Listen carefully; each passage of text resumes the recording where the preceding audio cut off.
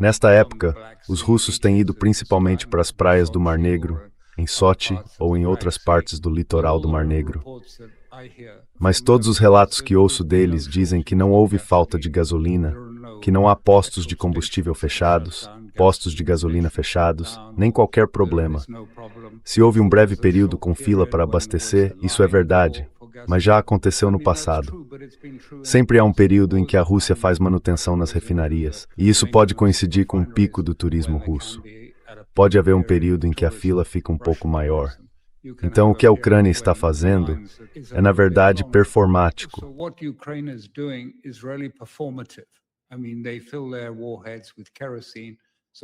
Quero dizer, eles enchem as ogivas com querosene, então há muita fumaça preta. Mas as ogivas desses drones são pequenas, causaram poucos danos e, em geral, os danos às refinarias são reparados bastante rápido. Agora, o que vimos mais recentemente foram mísseis de cruzeiro lançados pela Ucrânia. São mísseis de maior alcance que eles vêm usando, em grande parte fornecidos pelos europeus. E os europeus admitiram isso. Quer dizer, publicamente, o primeiro-ministro agora admitiu abertamente que estão em processo de fornecer 150 mil unidades, se preferir, drones, entre os quais haverá mísseis de maior alcance, com alcance de 500 a 600 quilômetros, velocidade superior a 600 km por hora e uma ogiva de cerca de 125 quilos.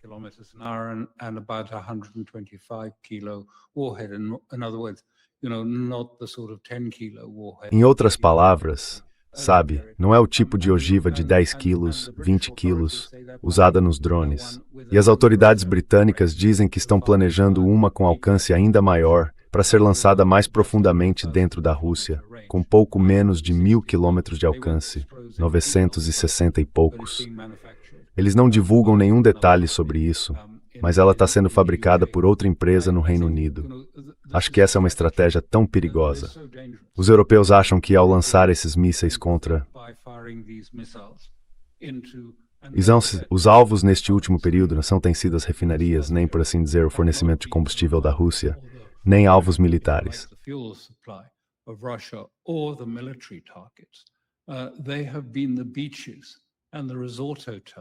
Tem sido as praias e os hotéis resort, onde as pessoas estavam na praia, sabe, tomando sol em suas toalhas ou nas espreguiçadeiras ao redor da piscina dos hotéis.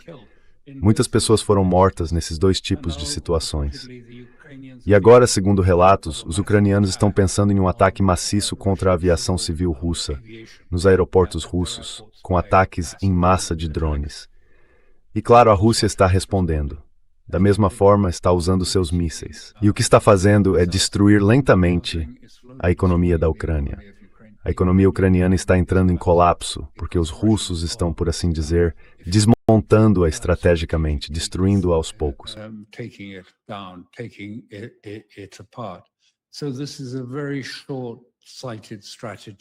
Então, essa é uma estratégia muito míope do Ocidente, porque ela é promovida pelo Ocidente e não por qualquer outra coisa.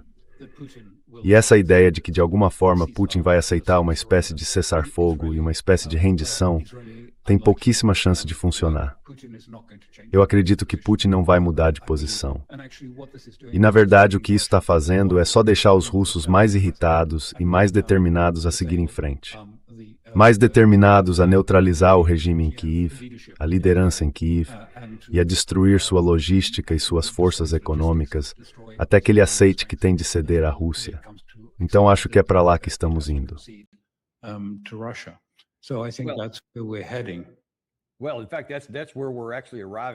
Bem, na verdade, é exatamente a isso que estamos chegando. Vamos olhar algumas notícias dos últimos dias. Houve muitas vítimas em grandes ataques russos contra a capital da Ucrânia. As defesas aéreas dela estão se esgotando. Esse foi o ataque de ontem. Yulia Mendel, ex-porta-voz de Zelensky nos primeiros anos do governo dele, meio que se voltou contra isso, porque vê o país sendo destruído. Ela escreve que o Ministério da Agricultura da Ucrânia acabou de admitir que o setor agrícola está em situação pior agora do que nos dias mais sombrios da primavera de 2022. Os portos estão bloqueados. Não restam reservas. Os agricultores estão sobrevivendo sem nenhuma margem de segurança.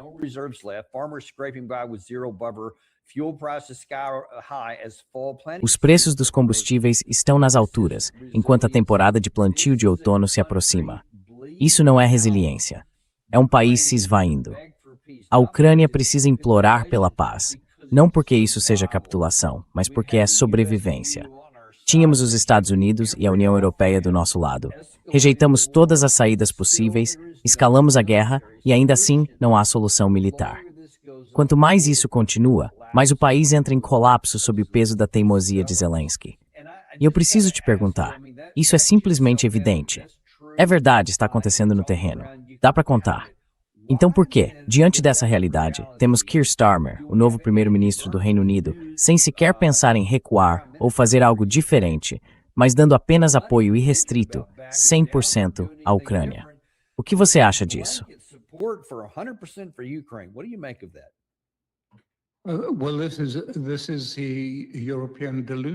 Bem, essa é a ilusão europeia.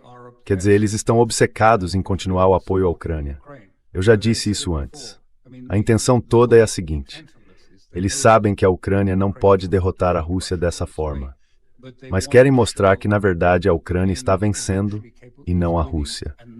Na realidade, não é bem que exista um impasse no campo de batalha, por assim dizer. A Rússia está avançando, fazendo grandes ganhos na linha de frente todos os dias. Mas o que eles estão tentando fazer é trazer os Estados Unidos de volta para a Europa. Estão desesperados para que os Estados Unidos voltem à Europa. Eles sentem que Trump abandonou os europeus. Gostariam de tê-lo de volta e querem mostrar que a Ucrânia poderia vencer se os Estados Unidos entrassem e apoiassem uma grande escalada da guerra contra a Rússia.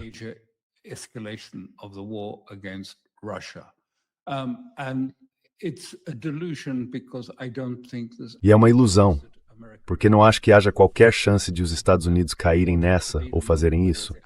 Eles querem que seja o momento em que digam: Pearl Harbor, os Estados Unidos têm que fazer alguma coisa. Não vai acontecer assim. E o governo ucraniano está sendo lentamente desmembrado pela Rússia. E não foram eventos com muitas vítimas, aliás, como aquele artigo afirmou. Acho que morreram 14 pessoas, menos do que em alguns desses outros ataques contra civis que a Ucrânia impôs a praias e hotéis na Rússia. Não quero entrar, de vítima em vítima. E, não é agradável tentar comparar esse tipo de coisa. São sempre, um desastre.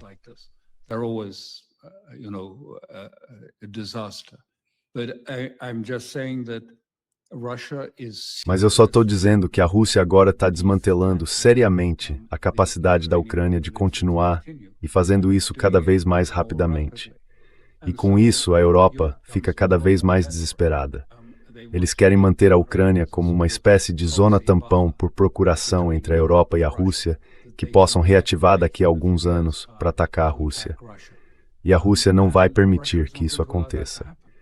E nesse caso, a Rússia tem as cartas na mão, e a Ucrânia está perdendo carta após carta, gradualmente. Toda essa questão do ataque com drones, que foi muito alardeada na imprensa ocidental, é mais uma vez uma ação de relações públicas. Ela sempre foi pensada para dizer, na verdade, vocês achavam que a Rússia, por ser uma potência maior, estava destinada a vencer esse conflito.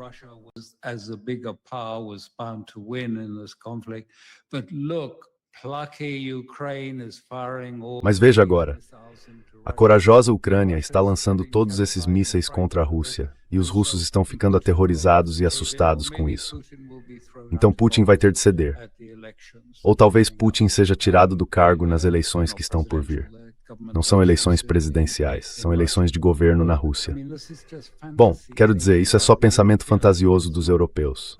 Não está ligado à realidade. É só, quero dizer, o mesmo tipo de fantasia. E você fez um bom paralelo antes, porque disse não é a mesma coisa nos mercados financeiros e no mercado militar.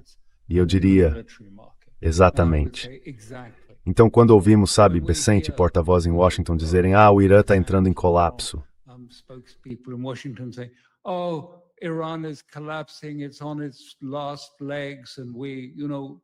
Está por um fio. E nós, 40 petroleiros passam por lá todos os dias. Hormuz está aberto. Nós controlamos Hormuz, controlamos totalmente. Está mais ou menos no mesmo nível de ilusão daquela pomba, uma espécie de ex-ministro da Defesa, dizendo, sabe, nossos drones estão causando tantos problemas, tanto sofrimento ao povo russo que eles estão prestes a se livrar do Putin e tirá-lo do cargo. Fantasia, as duas coisas. Estamos tão desconectados. As narrativas, as mentiras que saem das pessoas nesse momento são tão extraordinárias. É que estamos num estado de completo caos, se quiser, um divórcio da realidade. Não falamos mais sobre realidade. Falamos sobre narrativas. Só isso.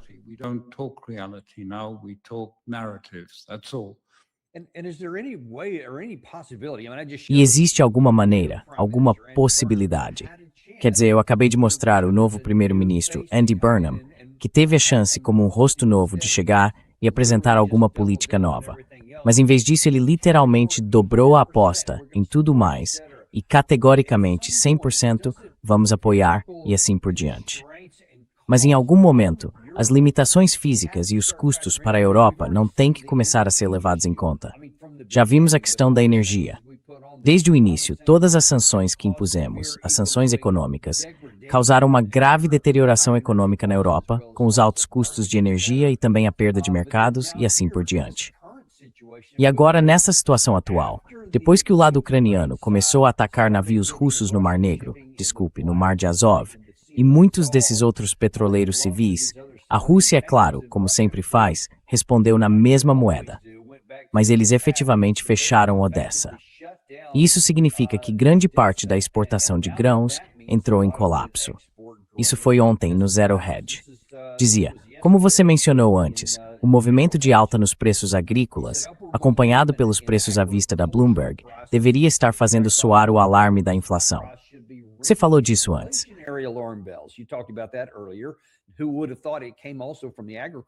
Quem diria que isso também viria do setor agrícola? O rompimento acontece apenas uma semana depois de analistas do JP Morgan alertarem que a próxima crise alimentar global poderia se concretizar já no ano que vem. Vários choques estão convergindo ao mesmo tempo em todo o complexo alimentar global, incluindo interrupções contínuas no Estreito de Hormuz, o risco crescente de El Niño e condições climáticas adversas no cinturão agrícola dos Estados Unidos. Então, essa é a parte mais importante da exclusão aqui. Essa nota se concentra em outro gargalo emergente.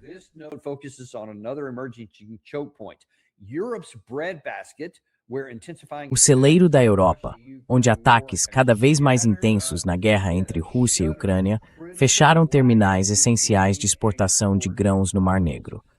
Então, isso tem implicações diretas, econômicas e alimentares, fundamentalmente, para a própria Europa. E você vê que essas são questões de primeira linha, sabe? Bloomberg, Estados Unidos e assim por diante. Isso não é algo marginal. Definitivamente não é uma alegação do lado russo. Mas, Alistair, em algum momento os líderes europeus não têm que dizer: precisamos colocar os interesses do nosso povo em primeiro lugar. Caso contrário, vamos comprometer tudo aquilo em que estamos trabalhando.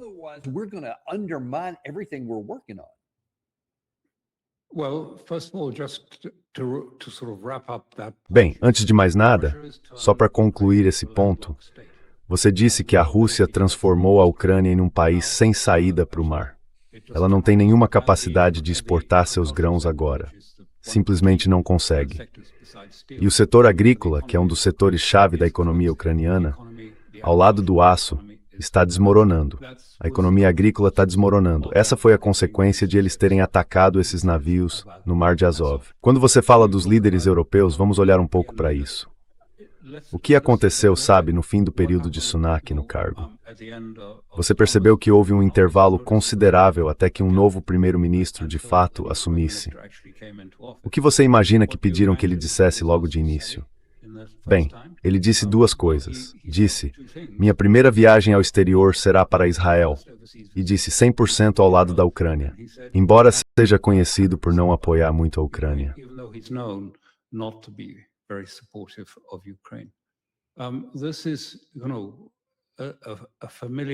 Isso é algo familiar, do qual os americanos também têm plena consciência. Acima do governo visível, do governo evidente do momento, que foi eleito e colocado no poder, existe outro, com outros interesses e outros processos dos quais não estamos totalmente alheios. Isso não é novidade. Isso vem de muito, muito, muito tempo. Então, sim, você não deveria se surpreender. Sabe, o interesse de longo prazo de uma importante facção dos interesses econômicos europeus sempre buscou, há muito tempo, o desmembramento da Rússia. Isso não é novo. E primeiros ministros e outros, às vezes, são forçados a ceder a esses interesses e a esses objetivos de longo prazo que existem há mais de 200 anos. Financiar guerras contra a Rússia e lucrar com guerras contra a Rússia. Por que hoje seria tão diferente? Why should it be that much different today? É que, obviamente, não é. É angustiante, como ser humano, ver esses líderes. E claro, também temos muitos deles nos Estados Unidos, que são igualmente disfuncionais e desconectados da realidade. Essas ações que eles estão tomando, certo, eles querem desmantelar a Rússia. Eu acho isso terrível, mas você pode querer o que quiser. Eu posso querer uma casa de 5 milhões de dólares, mas se minha conta bancária não pode pagar por ela, então não importa o que eu quero. E isso parece não afetar as pessoas da alta cúpula aqui. Ao tentarem conseguir o que querem, elas estão literalmente sabotando todos nós. E em algum momento, quero dizer, você simplesmente não consegue sustentar esse nível de disfunção sem que as coisas aqui comecem fisicamente a desmoronar. E talvez essa seja uma pergunta óbvia, mas eles não têm medo disso? Ou estão tão desconectados que simplesmente não acham que isso algum dia vai realmente acontecer? I think the latter more. They just are. Acho que é mais a segunda opção. Eles não conseguem imaginar um mundo em que os Estados Unidos não sejam capazes de determinar as políticas e as estruturas econômicas do mundo. E isso, para eles, é impossível. E os europeus, muitos dos líderes europeus, lucram com isso. Eles pegam carona em pessoas que fazem parte dessa estrutura. Suas carreiras avançam. Eles seguem junto e se enriquecem pegando carona em pessoas que acreditam ser impossível imaginar um mundo em que o Ocidente não controle e administre o futuro desse mundo. E é exatamente por isso que temos essa grande dificuldade, e por isso eles não dizem isso. A pergunta é, o que muda isso? Bem, no fim das contas, é a dor. Well, ultimately pain. It's not argument and not strategic reasoning. Não é a argumentação nem o raciocínio estratégico. No fim das contas, será a dor. Seja a dor econômica, seja a dor de sustentar uma derrota humilhante. São esses dois tipos de coisa que realmente mudam todo o pensamento político, as estruturas de pensamento. Mas sem isso, tudo simplesmente segue no piloto automático. Os velhos, velhíssimos, se preferir, antagonismos, os velhos interesses, as velhas estruturas de pensamento seguem no piloto automático. E todos nesse que eu chamo, se preferir, de Estado subordinado, os tecnocratas, seguem isso e continuam com as instruções que sempre tiveram e que continuam tendo. Então seguem na mesma direção, sem mudar de rumo, sem pensar muito a respeito ou questionar isso.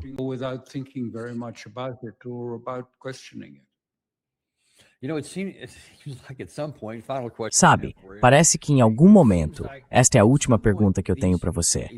Parece que em algum momento, essas elites na Europa vão dizer, tá bom, eu entendo. No passado, os Estados Unidos sempre deram um jeito de se reerguer, de consertar as coisas, de definir políticas e de ter sucesso, e assim por diante. Mas poxa, isto não é JFK, isto não é nem Ronald Reagan, ou mesmo, sabe, alguém como... Bem, preencha você mesmo a lacuna. Talvez até Barack Obama. Estamos falando de Donald Trump, que claramente está se deteriorando psicologicamente. Quero dizer, basta olhar para uma série de coisas. Por que eles iriam querer depositar suas esperanças naquele cara para tirá-los dessa enrascada?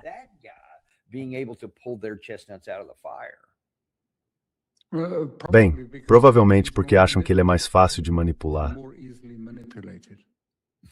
Certo, tudo bem. Eu entendo isso. É algo que pode fazer sentido. Quero dizer, é isso que está acontecendo com esses mísseis. Manipulação de Trump. Tentam convencê-lo de que talvez contrariando seus instintos, sim, é possível vencer. Que ele pode fazer Putin dizer, podemos ter um cessar-fogo amanhã, simplesmente porque os ucranianos estão sendo tão espertos com seus ataques de drones que vão persuadir o povo russo a pressionar Putin até o ponto em que ele ceda. De novo, é pensamento fantasioso. Mas essa é a realidade. E eles acham... Os europeus ficaram tão satisfeitos naquela reunião do G7 porque montaram tudo para fazê-lo dizer: acho que esses ataques em território russo, quero dizer, eles estão pressionando Putin, e isso é bom, então vamos continuar. Mas aonde isso vai nos levar? Qual é o ponto de parada? Existe um ponto de parada. Caso contrário, estamos numa escalada inevitável para algo muito pior com a Rússia.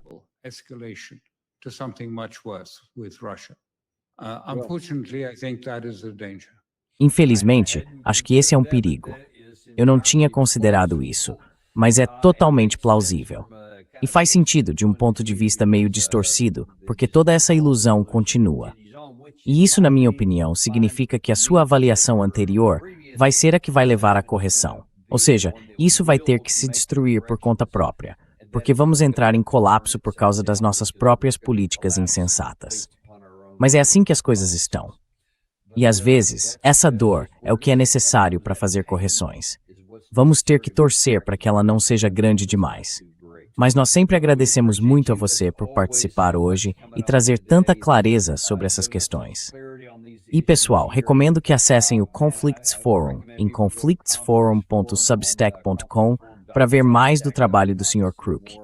Ele escreve regularmente todo tipo de coisa que vocês certamente vão querer ler. Muito obrigado por participar hoje. O prazer é meu. Obrigado por me receber no seu programa. Obrigado, e a gente também aprecia vocês. Daqui a cerca de 22 minutos, teremos outro programa com Matt Bracken, hoje às 12h30. Ele vai analisar alguns dos aspectos mais práticos do que está acontecendo na guerra no Irã, além de algumas coisas um pouco mais de bastidores, como só o Matt consegue fazer. Acompanhe então às 12h30 no Daniel Davis Deep Dive.